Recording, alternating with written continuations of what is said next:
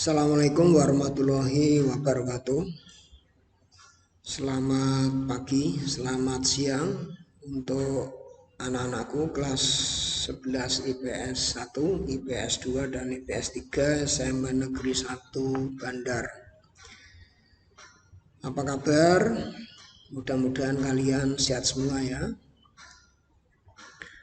Sudah mandi? Sudah makan? Jadi utamakan jaga stamina di dalam masa pandemi COVID-19. Oke, pada pertemuan pertama ini tentu saja akan saya pakai untuk perkenalan terlebih dahulu agar kalian bisa mengenal saya, juga saya bisa mengenal kalian sekalipun dalam keterbatasan pakai sistem daring. Barangkali kalian juga pernah sering ya, bahkan sering melihat saya, tetapi memang belum pernah tatap muka di kelas. Lebih-lebih saya ya, itu susah mengenal kalian kalau tidak ada perkenalan. Maka kesempatan ini saya pakai perkenalan terlebih dahulu. Ini si jati diri saya ya, ini nama saya, namanya nama zaman bahula ya, namanya Wasro, belakangnya MPD begitu ya. Nih. Kemudian domisili ya, atau alamat ya, alamat itu di RT 02 RW 04, desanya Karetan, tepatnya di Dukuh, desanya itu Wonokerto ya, Wonokerto, dukuhnya Karetan itu. Ini kita udah bicara letak geografis ini ya. Kemudian saya diberi tugas untuk mengampu mapel geografi itu ya ini. Nah, kita bicara tentang RT RW desa Dukuh, itu kita bicara geografi sudah. Oke, ini perkenalan sepintas agar kalian bisa saya kenal. Itu nanti di format Google Classroom itu kalian sertakan foto, ditempel ya itu, dan dimasukkan di anggota, jangan di forum itu. Oke, saya lanjutkan. Pada pertemuan pertama ini akan saya bagi menjadi dua bagian pembicaraan saya. Yang pertama adalah pengenalan, pembelajaran, dan materi geografi. Sedang yang kedua nanti kita masuk ke materi awal.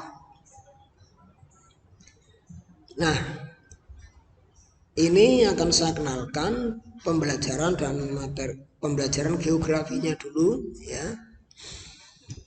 Ini yang saya sajikan itu adalah target kurikulum di awal semester ya. Ini ada judulnya kompetensi dasar dan indikator pencapaian. Loh. Kompetensi dasar itu apa? Ini ya, kompetensi dasar ada indikator. Kompetensi itu satu kemampuan ya, jadi kemampuan dasar, kemampuan yang paling rendah yang harus dikuasai kalian. Ini targetnya begitu. Artinya kurang dari kompetensi dasar tidak boleh, tapi kalau ditingkatkan boleh, lebih dari itu boleh. Itu ada dua dengan kode 3.1 yang pertama, yang kedua kodenya 4.1. Kode 3.1 itu adalah itu ranah pengetahuan. Jadi belajar tentang pengetahuan. Sedangkan yang 4.1 itu tentang keterampilan. Ini pengetahuan, ini keterampilan. Itu kemudian saya bacakan secara lengkap 3.1, memahami kondisi wilayah Indonesia, memahami kondisi wilayah dan posisi strategis Indonesia sebagai poros maritim dunia. Kata kuncinya memahami. Itu harus betul-betul dipahami, memahami, dipahami gitu ya. Memahami itu apa? Itu adalah ranah pengetahuan di level 2. Jadi masih level rendah. Berdasarkan taksonominya Benjamin S. Bloom, itu pakar ya, pakar di bidang pendidikan, cara berpikir manusia tingkatannya ada 6. Yang pertama recall, komprehensif. Komprehensif itu pemahaman itu. Recall, komprehensif, aplikasi, analisa, sintesa, evaluasi. Nah itu kita di 3.1 di level 2 memahami. Nah supaya bisa memahami, harus paham dulu ya. Supaya bisa paham apa? Harus tahu dulu. Supaya bisa paham orang harus tahu. Lalu untuk mencapai tahu caranya bagaimana? Bisa melihat, bisa mendengar, atau bisa membaca. Supaya tahu. Nah, setelah tahu baru bisa memahami. Nah ketika kalian itu sedang daring dengan apa yang saya sajikan ini, berarti kalian mendengar dan melihat gitu ya, dan membaca. Harapannya nanti paham. Yang kedua yang 4.1 keterampilan itu menyajikan. Kalian terampil menyajikan.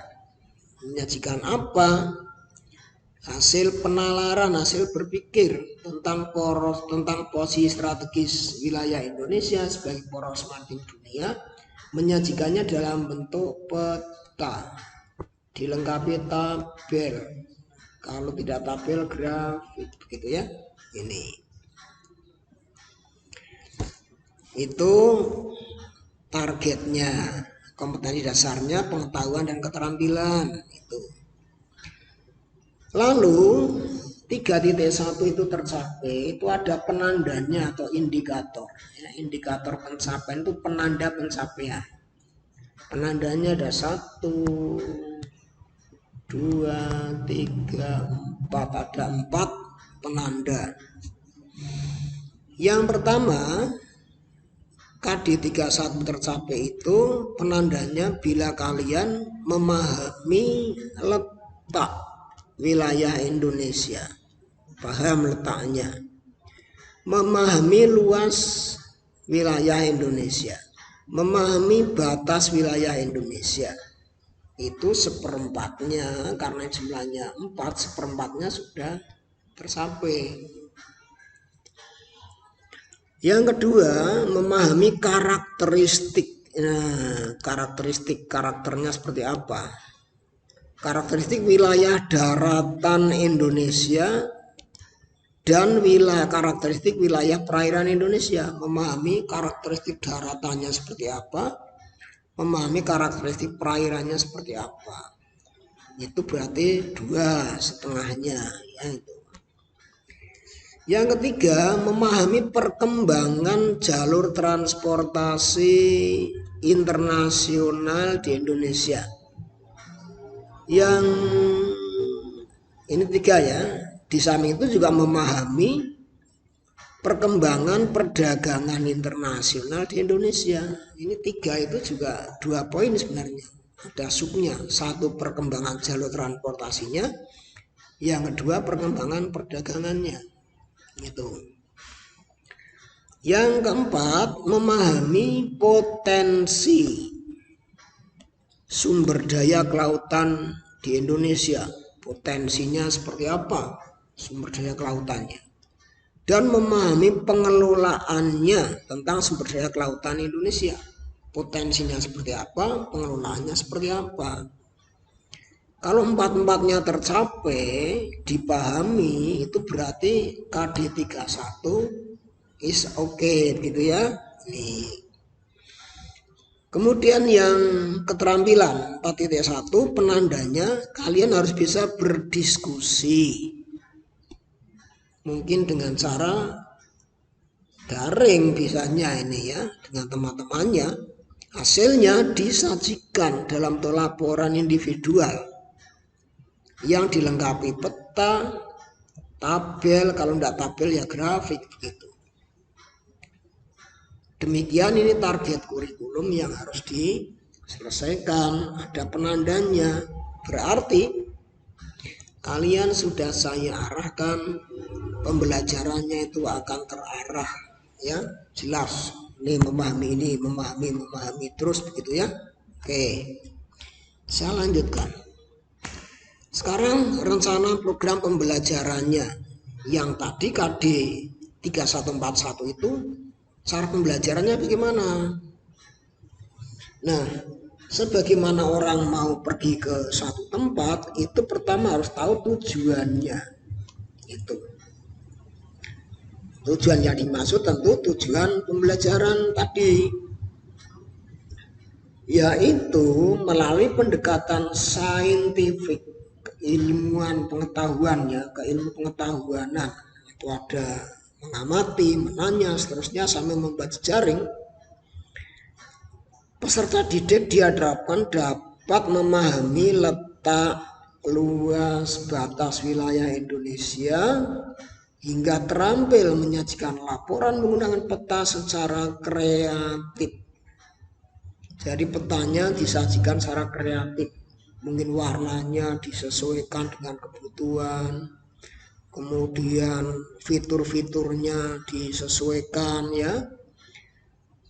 Tentu saja harus kerja keras dan mandiri. Lebih-lebih ini kalian belajar mandiri di rumah begitu. Ya ini tujuannya. Oke. Sekarang tercapai atau tidak itu proses pembelajaran mesti dievaluasi, dinilai. Ya, maka akan dinilai. Nilainya dinilai dari segi sikap kalian ya. Kemudian pengetahuannya dan keterampilannya. Gimana sikapnya? Saya tidak melihat kalian langsung. Sekarang terbatas, saya akan melihat respon kalian di dalam proses pembelajaran daring. Ini masuk komponen sikap. Kemudian pengetahuan itu ada tes tertulis, uraian, mungkin juga pilihan ganda sesuai dengan karakteristik KD-nya. Mungkin juga saya berikan penugasan, gitu ya, penugasan secara daring. Yang ketiga keterampilan, itu saya tidak bisa melihat langsung, maka saya akan melihat teknik kalian merespon tugas guru, ya itu, dan termasuk bentuknya, itu peta yang dibuat caranya gimana, gitu ya. Oke, selanjutnya. Di samping evaluasi, setelah itu diadakan remedial dan pengayaan. SMA Bandar itu menetapkan kriteria ketuntasan minimal 75, rentangnya sampai 100 ya. Kalau kurang dari 75 nilainya, maka akan kami berikan soal tambahan atau tugas-tugas lain supaya mencapai 75. Sebaliknya, bagi yang sudah mencapai KKM, saya sarankan tetap rendah hati. Dan kemungkinan saya berikan soal untuk pengayaan dan perluasan serta pendalaman materi di dalam kegiatan belajar mengajar. Demikian di proses pembelajarannya. Oke, selanjutnya kita masuk bagian 2, bagian materi pembelajaran. Nah, sebenarnya semua komponen ini berbasis ini, poros maritim Indonesia sebagai poros maritim, gitu ya. Maka akan saya bahas tentang poros maritim. Apa yang dimaksud poros maritim dunia sih? Saya berharap kalian sudah mengamati, menyimak video pembelajaran yang saya unggah di Google Classroom tentang ulasan poros maritim dunia dari seorang pakar kelautan, ya. Oke, saya lanjutkan. Ada baiknya saya garis bawahi Indonesia sebagai poros maritim dunia. Ada kata yang pertama poros, ada kata maritim, ada kata dunia, gitu ya. Sini. Oke, ini dari mana kata aja dulu supaya jelas. Poros itu artinya apa? Poros itu artinya as di tengah. Jadi kalau umpamanya ini roda, ini asnya di tengahnya. Poros itu fungsinya pusat penggerak. Ini misalnya jerujinya itu ya. Maka roda berputar ke sana misalnya. Ini pusat penggeraknya ada di sini. Ada penamburnya juga. Itu kalau penamburnya rusak ya tidak bisa gerak gitu. Karena ini pusat penggeraknya di sini. Jadi kalau Indonesia sebagai poros maritim dunia itu adalah Indonesia ada di sini harusnya. Dan ini dunia. Dunia itu di sini. Pusat penggerak maritim dunia itu. Lalu ada kata maritim itu apa? Maritim itu adalah kegiatan ekonomi berbasis laut. Itu. Kegiatan ekonomi berbasis laut. Kegiatan ekonomi apa saja? Bisa transportasi ya, transportasi, bisa niaga atau perdagangan ya, perdagangan, bisa wisata. Nih, ekonomi berbasis laut itu bisa dipakai untuk transportasi, perdagangan, dan wisata gitu kira-kira. Nah, dunia itu jelas berbagai macam negara itu harapannya digerakkan ekonomi oleh Indonesia melalui laut-laut Indonesia gitu. Paham ya? Oke, kalau tidak paham di setel ulang gitu ya ini. Baik, saya lanjutkan. Ini kita berbicara poros maritim ya. Sekarang kita bicara letak wilayah Indonesia. Itu ya, letak wilayah Indonesia. Nih, saya arahkan kembali ya. Nah, ini letak wilayah Indonesia. Kita belum membahas luas dan ke atas, kita bahas letaknya dulu sedikit demi sedikit ya. Oke. Letak Indonesia itu banyak sudut pandang kalau diperinci ya, tapi ini secara umum 3, ada letak astronomis, ada letak geologis, ada letak geografis. Nah, pertanyaannya apakah letak astronomis itu bisa membackup atau mendorong wilayah Indonesia jadi poros maritim dunia? Demikian letak geologisnya dan geografisnya. Oleh karena itu mari kita bahas. Oke. Ini kalian pasti sudah sangat familiar ya.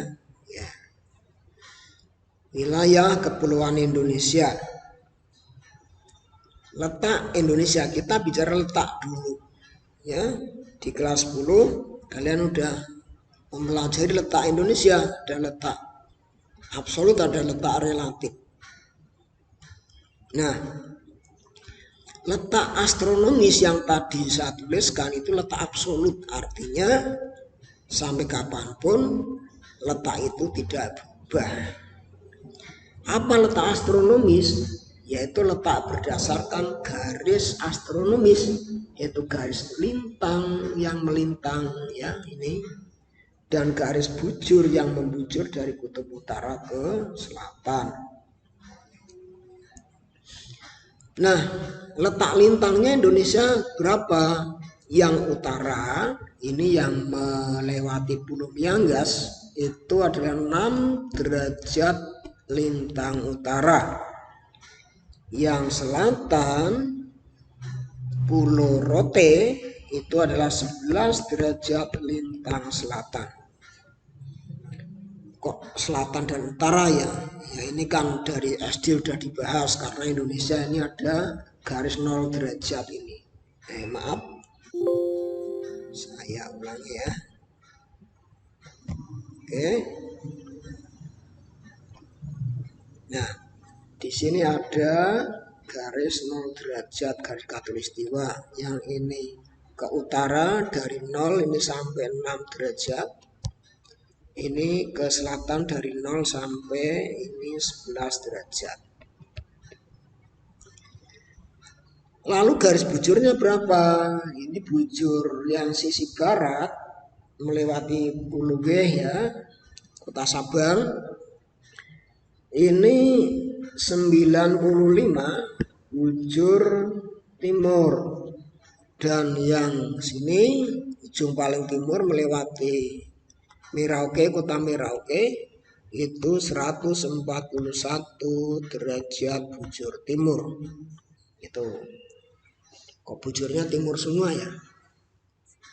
Ya karena bujur 0 derajatnya itu melewati kota Greenwich di Inggris. Nah kita ada di timur Inggris, makin ke timur kan makin banyak gitu ya.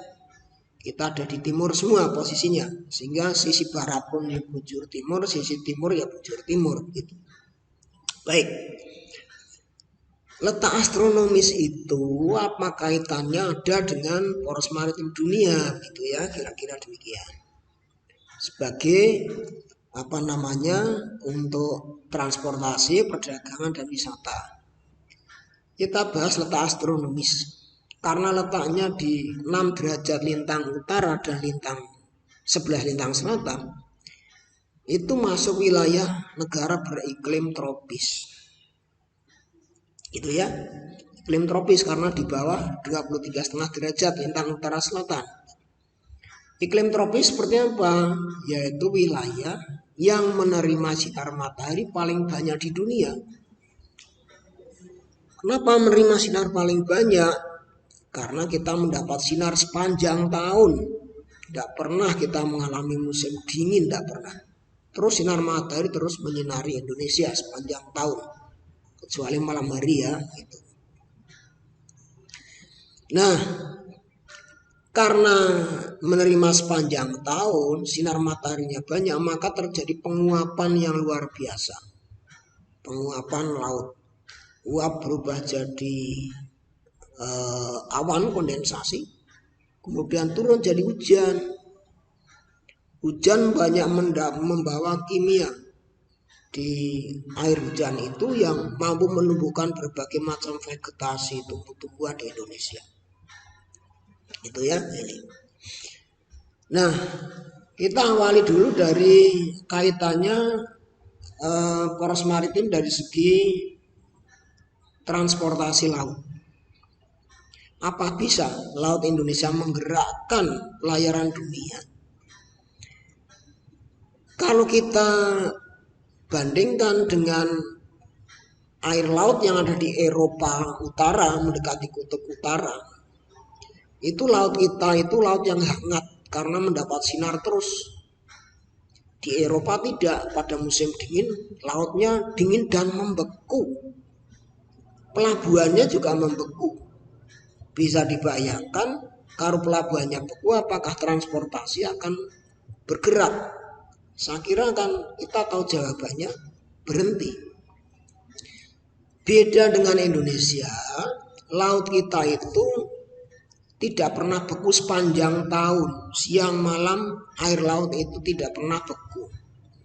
Maka menjadi pilihan untuk transportasi perdagangan internasional lewat Indonesia, lewat Selat Malaka misalnya.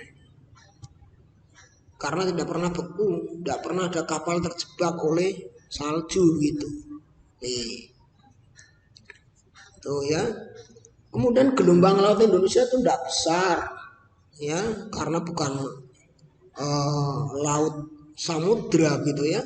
Ini hanya laut laut pedalaman gitu ya.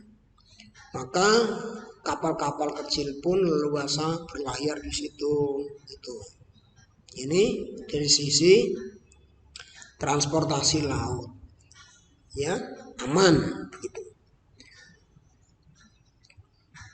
Kemudian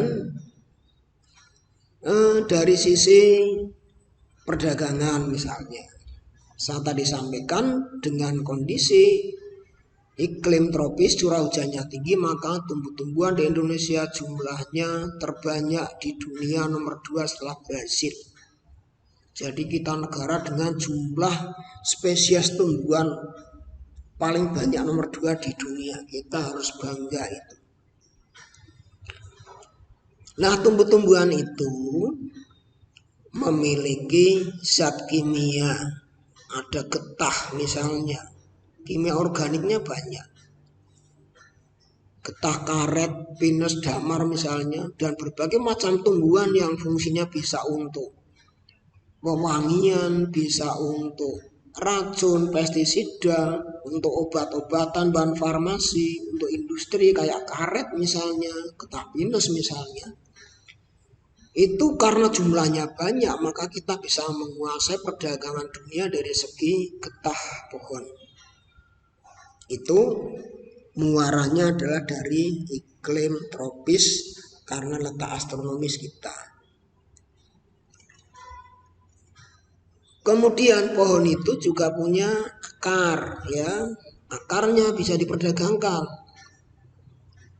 Akar sereh wangi misalnya, ya, rimpang jahe misalnya, dan berbagai macam akar. Kalau di Kalimantan sini misalnya ya, ada akar yang terkenal itu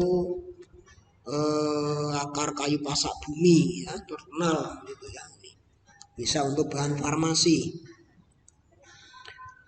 Kemudian di samping akar, kulit kayunya di lingkungan SMA Bandar itu ya, ini Jawa Tengah sama di sini misalnya ya, itu ya. Itu ada banyak pohon kayu manis itu ya, yang sekalipun udah banyak yang ditebang itu, kulitnya itu bisa digunakan untuk bahan suplemen makanan, bisa untuk farmasi ya. Jadi kalau kalian itu menikmati bubur kacang hijau itu ada bau-baunya wangi, itu dari kulit kayu manis itu ya. Nih. Kemudian batangnya itu ya bisa untuk bahan kertas, untuk misalnya kayu lapis, dan untuk bahan bangunan ya. Untuk misalnya cenderamata, banyak sekali fungsinya. Nah, karena kita pohonnya banyak, tentu kita bisa menggerakkan perdagangan dunia begitu. Di samping getah, akar, kulit kayu, ya ada daun, ada bunga, ada buah. Daunnya aja itu bisa untuk ekspor. Daun tembakau, daun teh ya, itu bahkan Ratu Belanda itu konon ceritanya minum tehnya itu dari teh Pegunungan Kerinci, Sumatera gitu. Teh yang di Pagilaran, Kembang Langit itu ya untuk bahan komoditas ekspor gitu ya. Di samping daun ada bunganya. Ketika musim cengkeh itu kan yang dipetik kan bunga cengkehnya ya, itu bunga cengkeh dan berbagai macam bunga yang bisa dimanfaatkan. Kemudian di samping bunga apalagi buahnya ya. Buahnya itu bisa dikonsumsi. Tuh. Banyak ya. Nah, inilah letak astronomis, nanti berimbas pada iklim, berimbas pada vegetasi, Vegetasi itu semua produk turunannya bisa komoditas perdagangan ekspor. Itu ya ini. Yang ketiga, bisa ndak letak astronomis itu menggerakkan ekonomi dunia dari segi pariwisata. Nah, kalau misalnya kalian lihat logo Departemen Pariwisata, itu kan logonya kan gambar matahari, kemudian matahari ada orang tersenyum gini ya, itu. Kemudian ini ada lidah mataharinya 7 sabta pesona. Jadi wisata Indonesia itu sebenarnya secara mendasar adalah yang ditawarkan adalah sinar matahari dan keramahan bangsa Indonesia. Nah, apa betul sinar matahari bisa menjadi daya tarik wisata di Indonesia? Kalau kalian pergi ke Bali misalnya di pantai Sanur, Pantai Kuta, atau ke Lombok, ke Senggigi ya, itu banyak turis pada berjemur mengejar sinar matahari begitu karena dari daerah dingin. Jadi sinar matahari bisa dijadikan komoditas wisata gitu. Nih, begitu. Ini kita berbicara letak astronomis. Demikian untuk sementara. Mudah-mudahan bisa dipahami dan nanti berlanjut pada materi berikutnya, harap ditunggu. Demikian saya akhiri. Assalamualaikum warahmatullahi wabarakatuh.